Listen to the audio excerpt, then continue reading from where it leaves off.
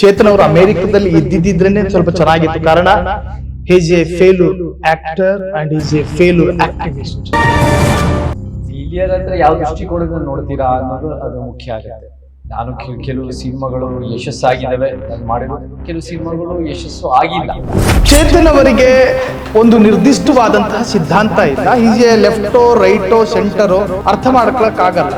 ಹಾಗಾಗಿ ಸಿನಿಮಾ ಇಂಡಸ್ಟ್ರಿಯಿಂದ ಅವ್ರನ್ನ ದೂರ ಇಡಬೇಕು ಅಂತೇಳಿ ಒಂದಷ್ಟು ಡೈರೆಕ್ಟರ್ಗಳನ್ನ ಅವಾಯ್ಡ್ ಮಾಡ್ತಾ ಕಾಣ್ತಾ ಇದ್ದಾರೆ. ಸಿನಿಮಾ ರಂಗ ಅನ್ನೋದು ಒಂದು ಬಿಸ್ನೆಸ್ ಮೀಡಿಯಂ.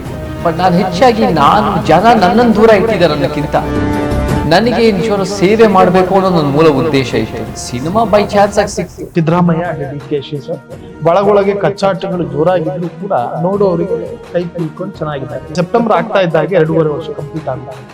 ನಿಮ್ಗೆ ಅನ್ಸುತ್ತಾ ಸರ್ ಹಸ್ತಾಂತರ ಆಗುತ್ತೆ ಅಧಿಕಾರ ಅಂತ ಡಿಕೆಶಿ ಅವರಿಗೆ? ಡಿ.ಕೆ. ಶಿವಕುಮಾರ್ ಬಿಟ್ಟು ಇನ್ಯಾರಿಗಾರು ಕೊಡ್ಬೋದಲ್ಲ, ಒಂದು ರೊಟೇಷನ್ ಒಂದು ಅವಕಾಶ ಕೊಟ್ಟರೆ ನನಗೇನು ಸಮಸ್ಯೆ ಅನ್ಸಲ್ಲ. ನರೇಂದ್ರ ಮೋದಿ ಅವರು ಭಾರತವನ್ನ ಚೆನ್ನಾಗಿ ಅಭಿವೃದ್ಧಿ ಮಾಡ್ತಾ ಇದ್ದಾರೆ. ರೈತರ ವಿಚಾರದಲ್ಲಿ ರೈತ ವಿರೋಧಿ ಕಾನೂನು ತಂದು 1 ವರ್ಷ ಕಾಲ ರೈತರು ಹೋರಾಟ ಮಾಡಿದ್ರು ಕೂಡ 660 ಜನ ಜೀವ ಕೊಟ್ಟು ಕೂಡ ಅದನ್ನ ತೆಗೆದಾಕ್ತಾ ಇರೋದು, ಅದನ್ನ ನನಗೆ ಸರಿ ಕಂಡಿಲ್ಲ. ಫಸ್ಟ್ ಆಫ್ ಆಲ್ ನೀವು ತರ್ತಿರೋ ಕಾನೂನುಗಳೇ ರೈತ ವಿರೋಧಿ.